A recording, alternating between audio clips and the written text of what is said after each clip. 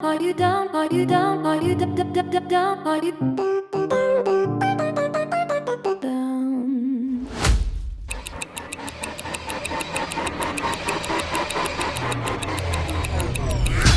Біздің жігіттер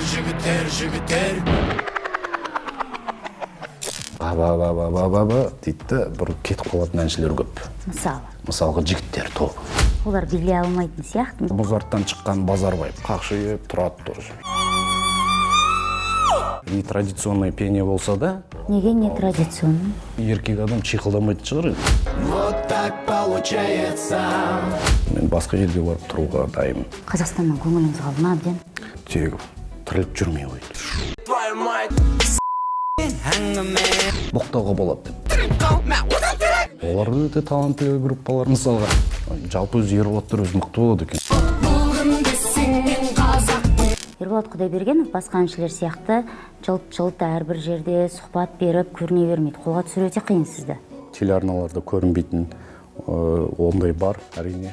Неге? Білмеймін неге екенін, бірақ өте көп қарым-қатынаста көп адаммен болғанды қаламайтын шығармын. Өзім табиғатым сондай ма екенін білмеймін. Өз кішкентай кезімде музыка жазып содан үйреніп қалған шығармын. Өз даже туыстарымның өздері де көп жаныма да жоламайды біледі. Қош. Ол қиял адам ол өзі деп сөйтіп қояды. Негізі өмірде бәріміз қиялмыз ғой, творчествода жүргендердің бәрі қиял. Сіздің пікіріңіз біз үшін, журналистер, тағы басқа халық үшін өте маңызды.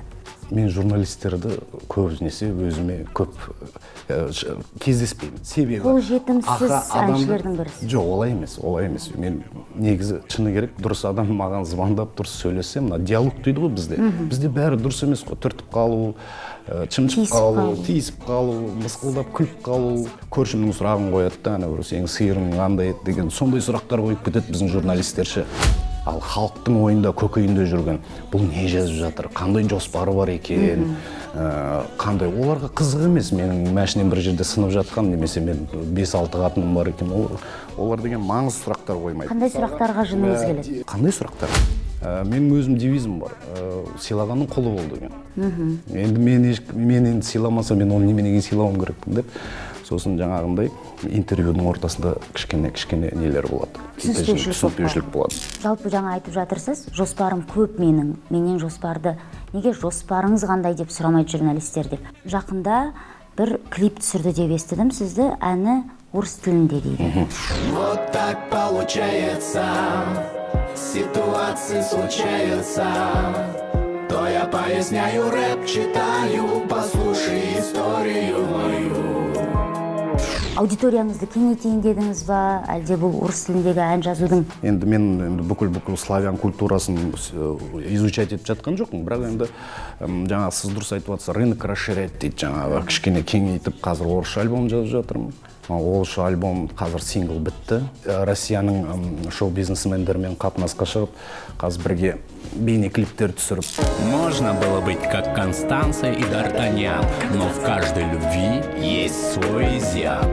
Между прочим, сол орыстардың рэперларының ішінде біздің Қазақстанның рэперлары бар. Иә, дұрыс айтты, Скриптонит бар. Не в курсе, откуда ты?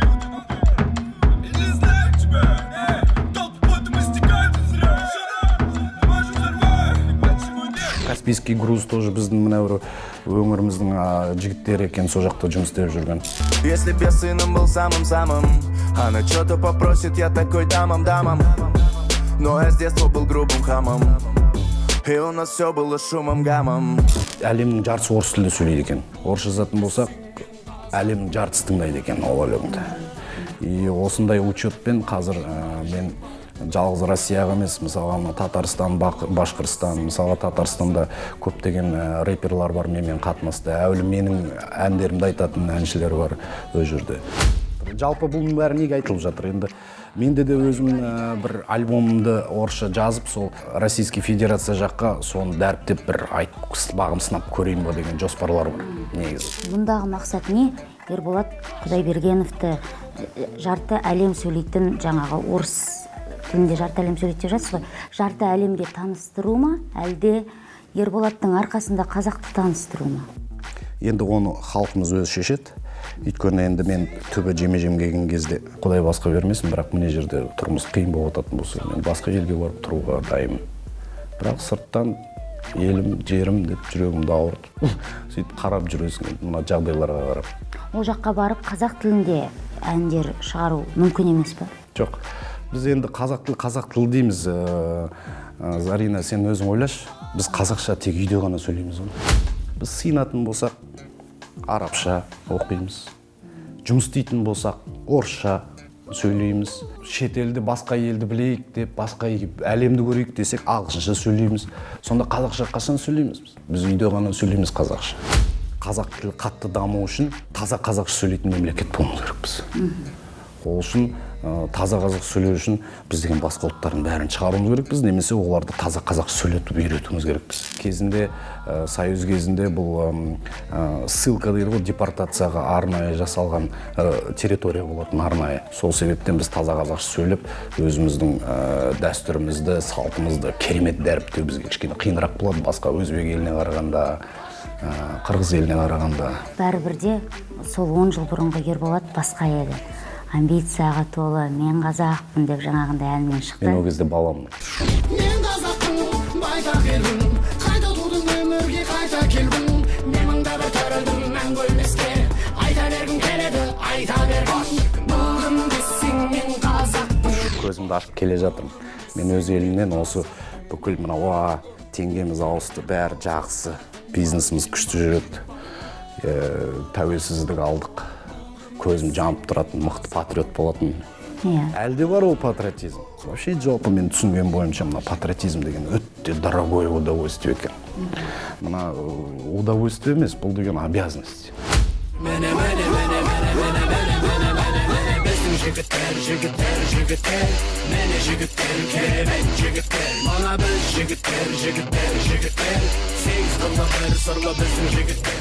Бірақ мен жалғыз өзім жанымды бұлай себепсіз жан пида қылдыра алмаймын. Біз бәріміз бірігіп қорғауымыз керекпіз елді. Мыңмен жалғыз алыстым, кінә қойма деп Абай атамыз айтқан ғой. Әрине. Мысалға жалғыз орыс тіліме шектелмеймін. Мысалға мен ары барып, Америкада барып жұмыс істеп қайттым да келеді. Мысалға қазір визаны үлкейтіп жатыр. Жаңағы green card дейді мысалға. Сіз кәдімгідей әлемдік деңгейге кеткіңіз келіп жатқан сияқты, иә? Неге Қазақстаннан көңіліңіз қалды ма әбден? Шыны керек, тегі саймасай бір тегі тірлік жүрмей қойды. Бірақ мен елімді жек көремін деп айтып жатқан жоқ. Мен елімді өзімнен артық жақсы көремін. Мен қайда кетем? Мен қазақ болып туылдым. Мен қазақпын, тәуелсіз еркін елім, батылдық пен ерліктің өртенендім. 91-де туылып, мәңгі өлмеске шаңырақтың түңілігін серпігенмін. Are you down? Are you down? Are you down? Are you down? Қазіргі шоу-бизнесте жүрген әншілердің қайсын бір сөгіп, ұрсып сөгіс айтқыңыз келеді? Зарина, оны айтатын болсақ, это вообще страшно ойсыл, шыны керек, біздің эстрадамыз. Маған аттарын атап бере аласыз ба? Мен жақсыларынан бастайыншы ең басты. Жақсы, ұнайтын бесеуін айтты, ұнамайтын бесеуін айтты. Енді ұнайтындар енді бесеуден көп болады. Мен айтып қояйын. Мысалға, қазір бізде жаңа рэперлар ең басты. Еңбекқор жігіттердің бірі, мысалға Астанада Шоқан деген жігіт бар. Ол енді бізде өте тез, ең тез оқитын рэпер бізде сол. Енді менен кейін деп қойыншы. Менің қалам заманауи, мұның өзі қанша тірлік. Туын биікке көтерген елім бар деп мақтанам. Ата бабам тарту еткен жерім бар деп шаттанам. Сосын Саддам деген қандай керемет рэперлар бар. Мына бір Ашқазақ проның жігіттері жақсы қимылдап жүретін, қазір мүлдем әлсіреп қалды. Мысалға Наз деген қыз бар. Қазақ рэпер қыз. Ой, қандай тамаша оқиды. Бірақ опять же сол кішкене идеялар әлсіз, сөз құнары жоқ.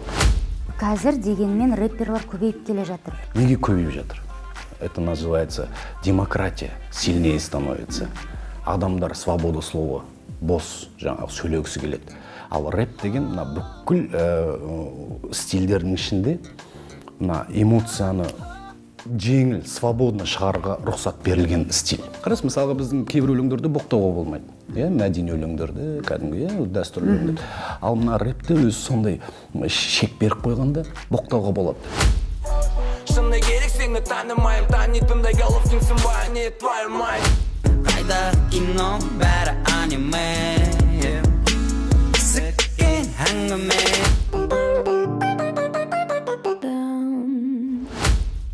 Мысалға адам күйінген кезде, жан дүниесіне қатысты бір нәрсені айтып отқан кезде бір жерде бір гәп шығады.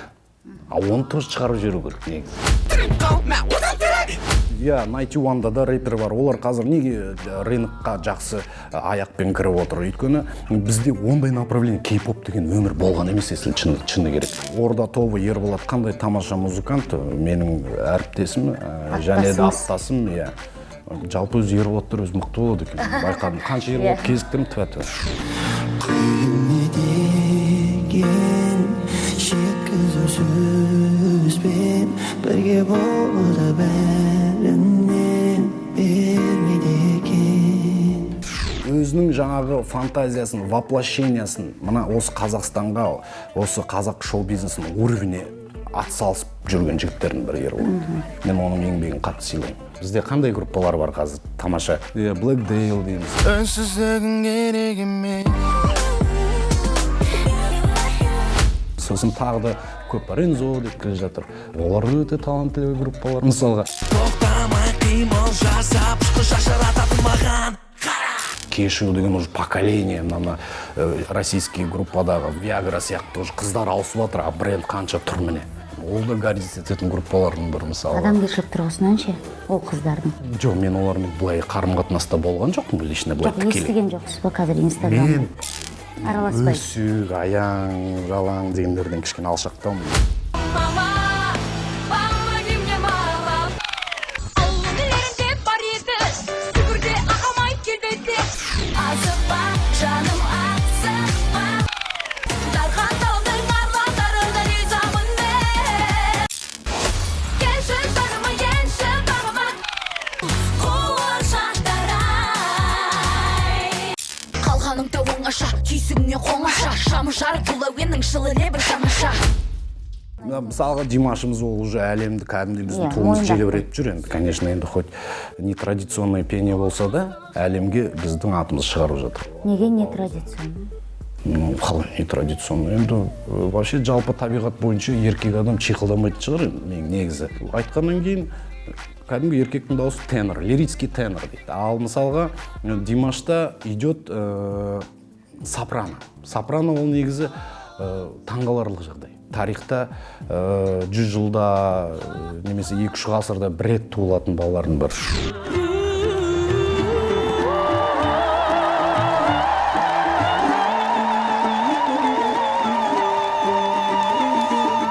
Бірақ мен мысалға лично қанша оны сыйлап, өзім мына Қазақстан, менің өзім қазақ бауырым, менің фамилиясы нем болды, бірақ мен Құдайдың құтты күні оның әнін тыңдай алмаймын. Ол тыңдайтын әнші емес, ол конкурстың әншісі. Иә, әрине. Ол деген кәдімгідей бір жерге апарып, мынау біздің осындай Димаш деген әншіміз, бұның дауысы керемет, табиғаты масқара деп көрсетіп, мақтан тұтатын әншілердің бірі, бірақ мен Димаштың әнін жаңа менікі сияқты, мен қазақтымдағы сияқты тойға шақырмас едім. Келеңсіз қылықтармен әншілерге көшеді. Ұнамайтындарды. Ұнамайтын болғанда негізі бар ғой, маған бәрі де ұнайды, бәрі де ұнамайды. 2008 иә, мен қазақпын, мен шықтыңыз. Әндер көп еді негізі сол жылдары. 2-3 жылға ол жетті да, сосын жайлап тойдың әуендері ене бастады. Біздің нарықты солар жаулай бастады, той әндері. Өйткені біздің қолымыз керекті дыбыстарға, керекті аспаптарға, техникаға қолымыз жетті ғой. Фонограмманы 3 минутты ба-ба-ба-ба-ба дейді, бұрылып кетіп қалатын әншілер көп.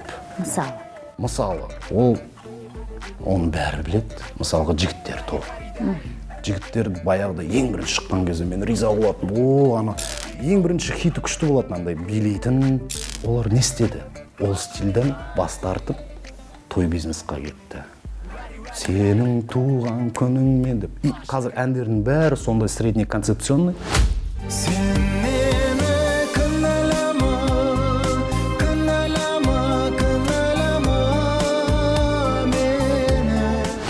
Сахнаға шығады, ешқандай синхронный би жоқ. Олар билей алмайтын сияқты. Жоқ, ода емес мәселе. Сіз білесіз бе, Қытайда өнерді бітірген кезде әншілікті бітірсін, хоть актерді бітірсін, дипломдарда боевое искусствоны білу керек. Не то что би, память, слух, жүйріктігі, сөз мәнер, оның бәрі учитывается. Ал енді біздің әртістер не? Тек жаңағы мә деп студияда жазып келген 3 минуттық әні ғана қоя ма сонда? Ол деген в наглую халықты алдап отыр ғой.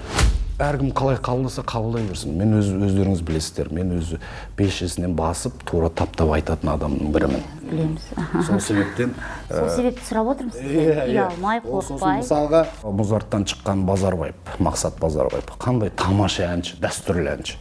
Сіз Сырнаймен өлең айтқанын естіп пе едіңіз? Қандай керемет айтады, толғауларды қандай күшті айтады. Демек ол өзін солай сата алмайды, дұрыс жағынан сата алмайды. Бірақ эстрадаға тәнін емес жігіт. Ол керемет талантлы, бірақ мысалға сахнаға шығады да бүйтіп қақшиып тұрады тоже. Ол әртістің қылығы емес ол. шалқитын кезің сен оны сезін Мысалға рок субкультураны қатты дамып келе жатқан Әсем деген әншіміз мысалға кішкене Тұрмысқа шықты, тұрмыс балалы енді оны болды. әрине.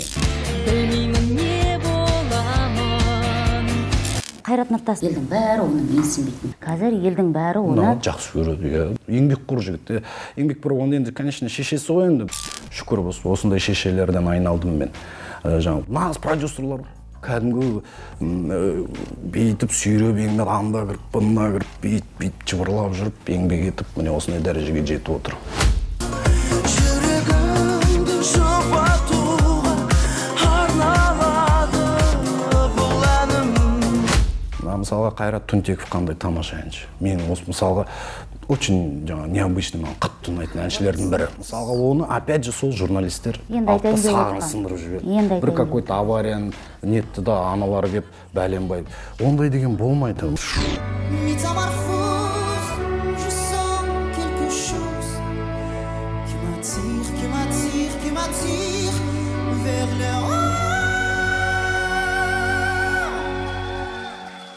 Қайрат Түнтековтың мәселесінде келісем, оның сағын сындырдық. Өйткені Қайраттан жақында сұхбат алып едік.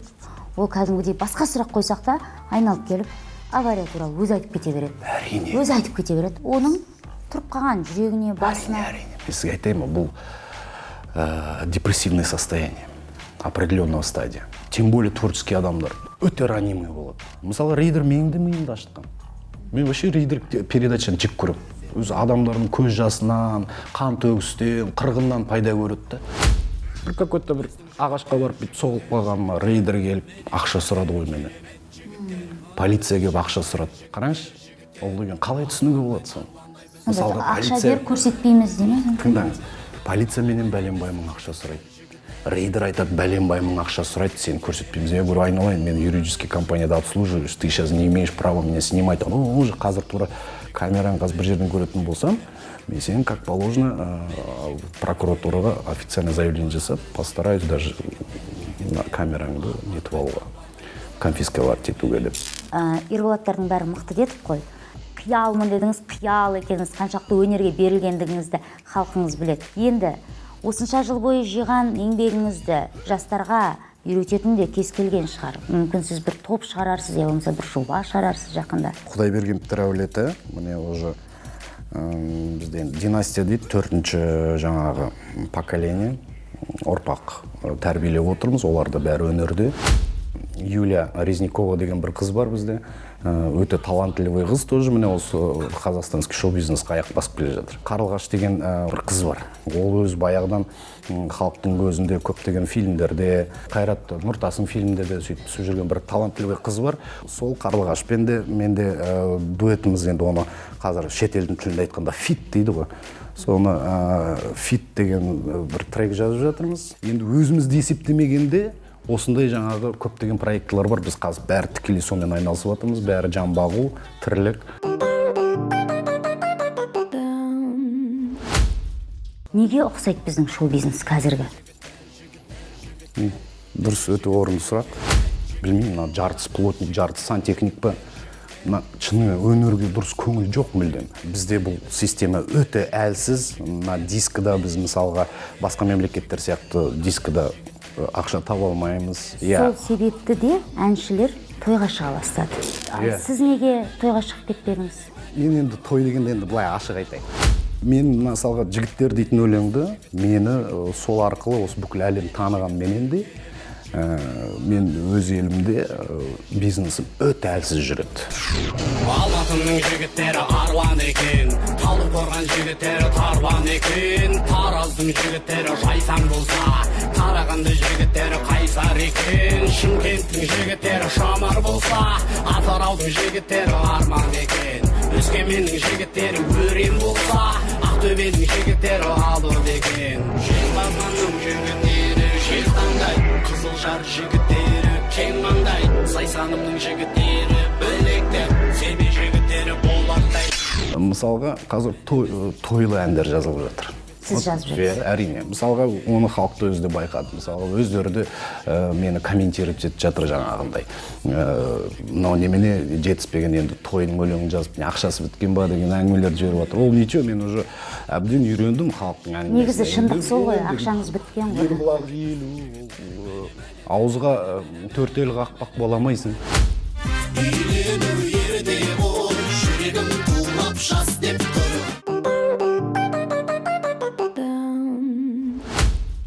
Мен сізге екі нәрседен айтып отырамын, сіз оның біреуін ғана таңдай аласыз. Шоу бизнес па, той бизнес па?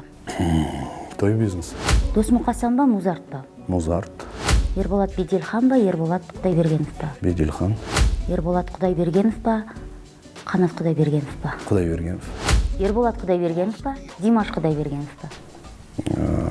Димаш Құдайбергенов. Мерс па, БМВ ма? Майбах. R&B ма, рэп па? Этнорэп. Дәстүрлі домбыра ма, заманауи техникалық жаңағы өңдеу ма әнді? Дәстүр ма, эстрада ма деген сөз? Дәстүр ма, эстрада ма? Өте күшті орынды сұрақ. Бәрі дәстүр менде ғой, дәстүр. Дәстүр мен көрсетеді. Мен кім екенімді көрсетеді дәстүр. Армандау ма, мақсат қою ма? Мақсат қою. Менің сұрақтарым осымен Тамаша. аяқталды. Жақсы, бұл деген кішкене миды жыбырлатады екен. Бұл Ерболат Құдайбергеновпен сөткен әңгіме болатын. Ашырдың болдым десең мен